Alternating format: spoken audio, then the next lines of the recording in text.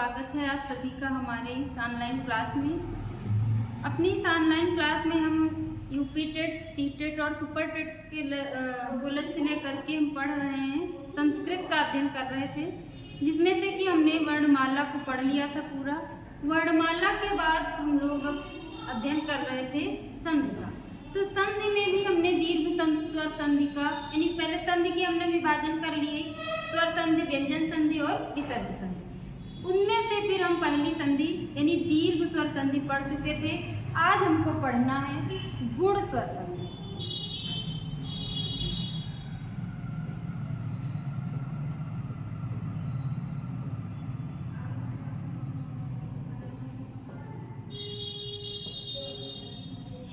गुण स्वर संधि। अब गुण संधि पढ़ने से पहले हमको गुण वर्ण जान लेना है, यानी गुण हम किसे कहेंगे। तो जब हम संज्ञा प्रकरण पढ़ रहे थे तो वहां पर हमने पढ़ा था गुण संज्ञक वर्ण। गुण संज्ञक वर्ण जो बताता था सूत्र अदेंग गुणा, यानी अदेंग गुणा में क्या कहा गया था? आ, ए, ओ, इन तीन वर्णों को हम क्या कहेंगे? गुण कहेंगे। यानी अब जब ये तीनों ही हो जाएंगे तो उन्हें ही हम गुण कहेंगे। गुण संधि में होगा क्या? यही तीनों वर्ण होंगे, यानी जो भी संधि कार्य होगा वो यही होगा। गुण संधि का सूत्र देख लेते हैं।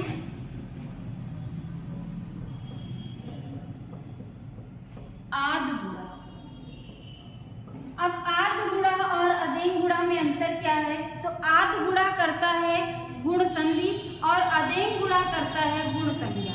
यानी गुण संज्ञा का मतलब है गुण किनको नाम दिया गया है ऐसा बताता है अदेंग गुणा, और आद गुणा यानी गुण संधि कर देता है। अब आद गुणा में क्या कहा गया है? यानी अदेंग गुणा से हमने ये देख लिया कि आ, ए, ओ, इन तीन वर्ण को हम गुण नाम देंगे, यानी इन तीनों को हम गुण कहेंगे। आद गुणा में क्या कहा गया? तो पहले सूत्र को हम तोड़ लेते हैं। आत गुणा, आत के बाद बीच में हमको एक अनुवृत्ति लेनी पड़ेगी इक की।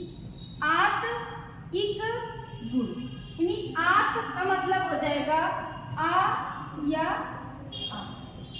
आत का मतलब हुआ आ या आ।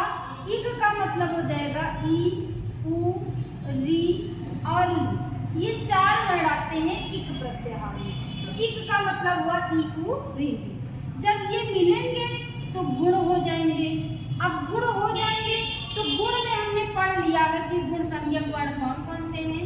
आ, ए, ओ। ये तीन वर्ण गुण संज्ञक हैं, और जब हम इनको करेंगे तो इन्हीं तीनों में से हमें कुछ रखना पड़ेगा।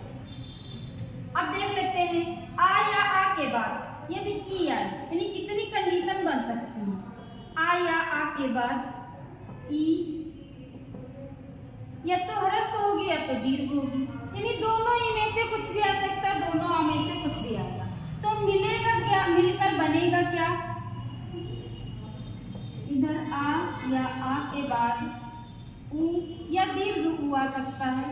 इधर फिर हम तीसरा देख लेते हैं आ या आ के बाद री आ सकता है। री या तो ह्रस्व होगा या तो री दीर्घ होगा। आ या आ के बाद ली भी आ सकता है। ली एक ही होता है, यानी ह्रस्व ही रहता है, दीर्घ होता नहीं, तो दीर्घ का कोई सवाल ही नहीं। तो देख लेते हैं आ या आ के बाद ई आएगा, तो हम इन तीनों में से रखेंगे क्या? तो इसको देखने के लिए हम देखेंगे आ का उच्चारण स्थान कंठ है, ई का उच्चारण स्थान तालु।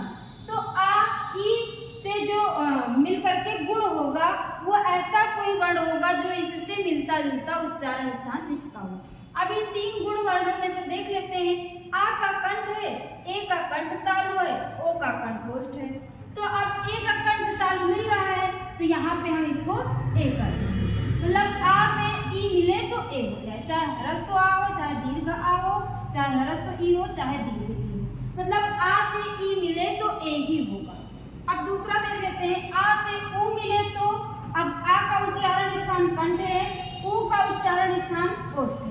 अब ऐसा कोई वर्ण देखेंगे गुण में से कि जो कंठोष्ठ हो, तो ओ का उच्चारण स्थान कंठोष्ठ हमने पढ़ा, ओ दो तो कंठोत्पन्न। तो आ से ऊ मिलेगा तो क्या हो जाएगा, ओ हो जाएगा। अब आ या आ के बाद री या री मिले तो क्या होगा, अब यहाँ पे आ का उच्चारण स्थान कंठ है, री का क्या है, मूर्धा है। ऐसा कोई वर्ण देखेंगे कि जो कंठ मूर्धा से बने। अब इन तीनों में से तो कंठ मूर्धा से कोई नहीं बन रहा है। इसका उच्चारण स्थान कंठ है, इसका कंठ तालु, इसका कंठ मूर्धा। कंठ मूर्धा से कोई वर्ण है ही नहीं, तो हम जो सबसे नजदीक है उसी को ले लेंगे। यानी कंठ तालु वाला ले नहीं सकते, कंठ ओष्ठ वाला ले नहीं सकते, कंठ वाला ले लेंगे। तो कंठ वाला हमने ले लिया आ और री, री के स्थान पे बन जाएगा रा।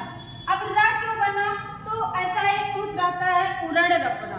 वो सूत्र कहता है कि जब आ के बाद री आए तो आ जो गुण संज्ञक होगा वो रा को साथ में लिए रहेगा, और यदि आ के बाद री आए तो जब जो आ गुण होगा वो ला को साथ में लेके रहेगा। तो इसी सूत्र से यहाँ अर हो जाएगा और यहाँ पर अल हो जाएगा। अब गुण में यही चार कंडीशन बनेगी, यानी आ के बाद ई आए तो ए, आ के बाद ऊ आए तो ओ, आ के बाद री आए तो अर, आ के बाद री आए तो अल हो जाता है।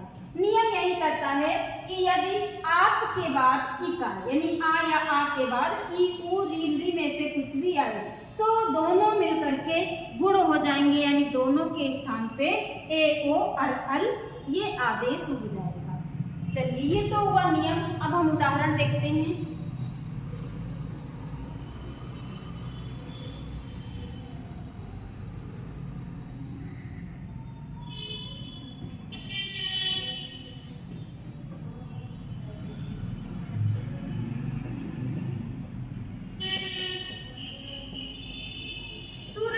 इंद्र। अब देख लेते हैं इधर क्या है, सबसे लास्ट में सुर में सबसे लास्ट में क्या आ रहा है, तो सबसे लास्ट में देखेंगे आ रहा है या रा आ रहा है। तो देखेंगे रा में भी आ छिपा हुआ है, तो जब हम अलग कर देंगे तो रा अलग हो जाएगा और इसका आ अलग आ जाएगा। अब ऐसे हमको संधि किस में करना है, तो आ और ई के बीच में करना है। आ के बाद ई आए तो क्या हो जाएगा, ए हो जाएगा। अब ये बन गया ए। अब हमको इसी को जोड़ना है, ई यहाँ से हट गया, अब यहाँ बचा आधा ना और बन जाएगा सुरेंद्र। यानी सुर धन इंद्रा, सुरेंद्र तो सभी लोग पढ़े होंगे, लेकिन देखेंगे कैसे ये बना है। यानी अभी तक कुछ लोगों को तो ये भी नहीं पता होगा कि रा में बाद में रा आ रहा है कि आ रहा है ना। तो इसके लिए देखना है आपको वर्ण विच्छेद आना बहुत जरूरी है।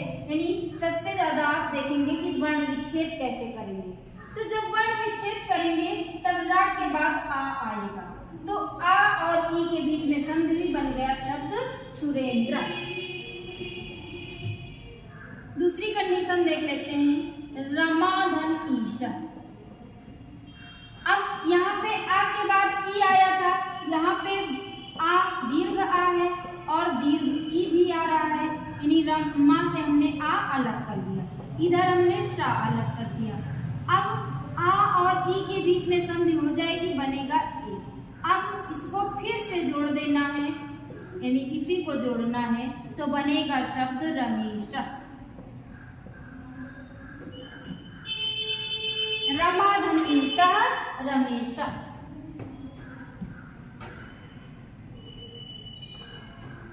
अगला उदाहरण देख लेते हैं, सूर्य धन उदय।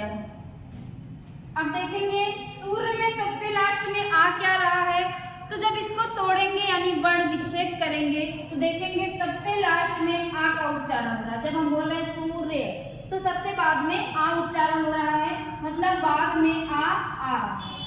यहाँ पे रा भी आधा है, या भी आधा हो गया क्योंकि आ इससे निकल चुका है। अब ऊ और प्लस दया, संधि कहाँ करनी है, आ और ऊ के बीच में, आ ऊ मिल करके बन गए ओ। अब यहाँ पे इसी को फिर से जोड़ देना है, यहाँ पे हलंत है या आधा है, आगे ओ स्वर आ रहा है, इसी में लग जाएगा। यानी या में लग करके इसको पूरा कर देगा, बनेगा सूर्योदय। सूर्य धन उदय, सूर्योदय।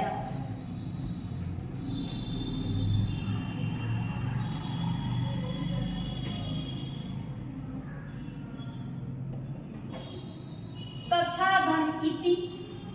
अब यहाँ पे देखेंगे आ है, यहाँ पे ई है, आ और ई मिल करके क्या होंगे, ए होंगे, शब्द बनेगा तथेति।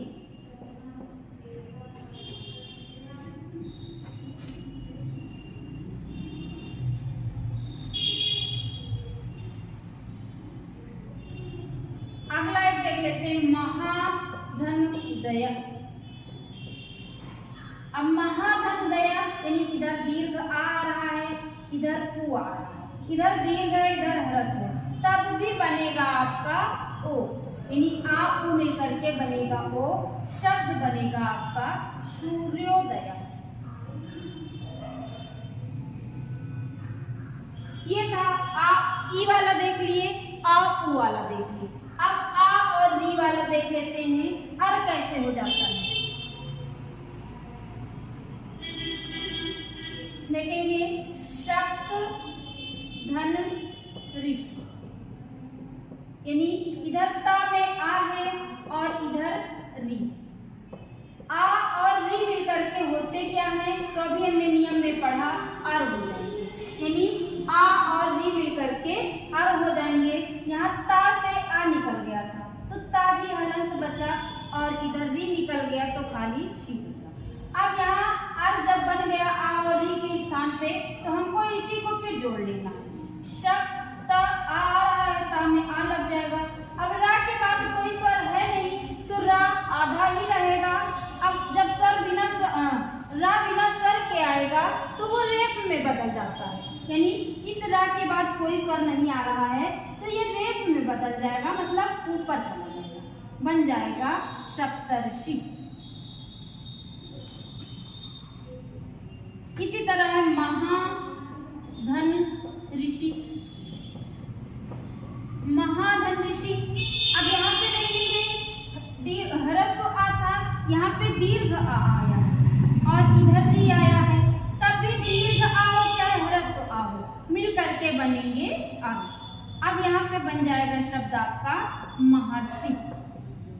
तो महाधन ऋषि महर्षि, ये तो हो गया अर वाला उदाहरण। अब देख लेते हैं अल वाला, यानी आ के बाद री आए तो अल कैसे हो जाता है।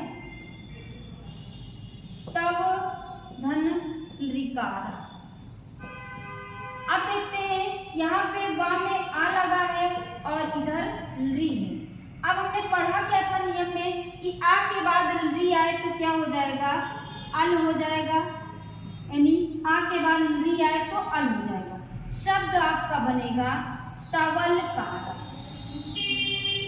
यानी यहाँ पे तवलकारा बना कैसे, तो तव यानी वा से जब हमने आ निकाल लिया था तो ये हलंत बचा था।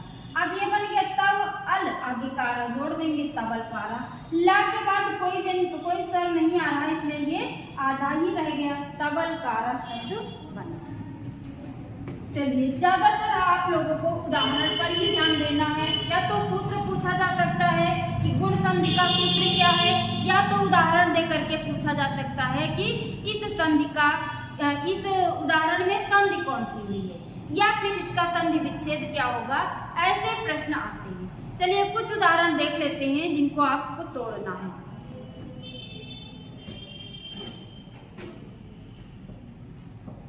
दयेत, नरेश, महेश,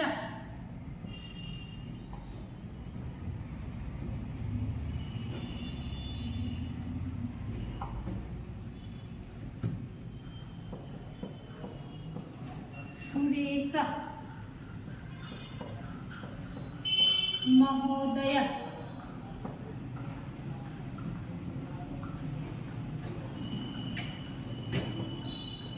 गंगोदकम,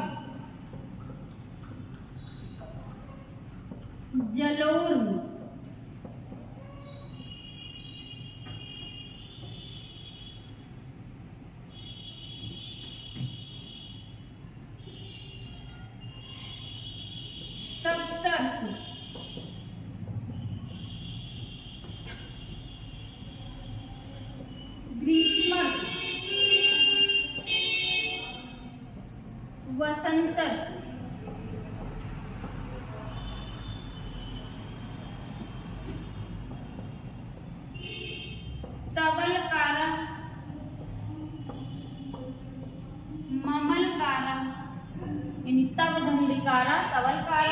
मम धन लिकारा ममलकारा।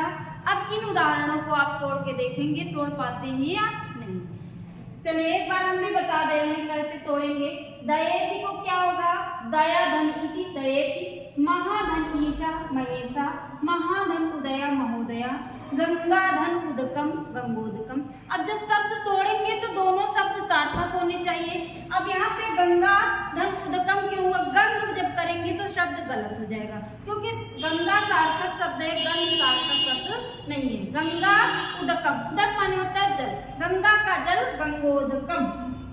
नरेशा, नर धन ईशा नरेशा, सुर धन ईशा सुरेशा, जल धन ऊर्मी जलोर्मी, सप्त धन ऋषि सप्तर्षि, ग्रीष्म धन ऋतु ग्रीष्म ऋतु, वसंत धन ऋतु वसंत ऋतु, तव धन ऋकारा तवलकारा, मम धन ऋकारा ममलकारा। ऐसे ही तो टूटेंगे। अब हमने गुण संधि पहचान के लिए क्या बताया था? आपको पहचानना कैसे है गुण संधि को? दो एक आपको मिलेंगे जो आप भी पढ़ेंगे पर रूप संधि में, वहां भी ए या ओ की मात्रा मिलेगी, लेकिन वहां 2-3 उदाहरण है जिनको कि आपको याद रख लेना है। अब ए की मात्रा मिले या ओ की मात्रा मिले, या फिर आपको ऐसा रेप वाला रा दिए या फिर आधार ला दिए ना डबल का, तो ये आपकी पहचान है गुण संधि के लिए। यानी ए ओ की मात्रा के जगह पर से कोई शब्द टूट रहा हो तो मतलब गुण संधि है। इस रेप वाले रा के स्थान पर से टूट रहा हो तो मतलब फिर गुण संधि है। ला के स्थान पर से टूटेगा, जैसे यहाँ पे तवल कारा यानी तव धन लिकारा, इस तरीके से टूटेगा। तो इन सब शब्दों में गुण संधि हुई है। चलिए मित्रों, आज की कक्षा में यहीं तक, यानी आज हमने अपनी क्लास में पढ़ा है गुण संधि को। अगली क्लास में हम लोग अध्ययन करेंगे वृद्धि संधि का। धन्यवाद।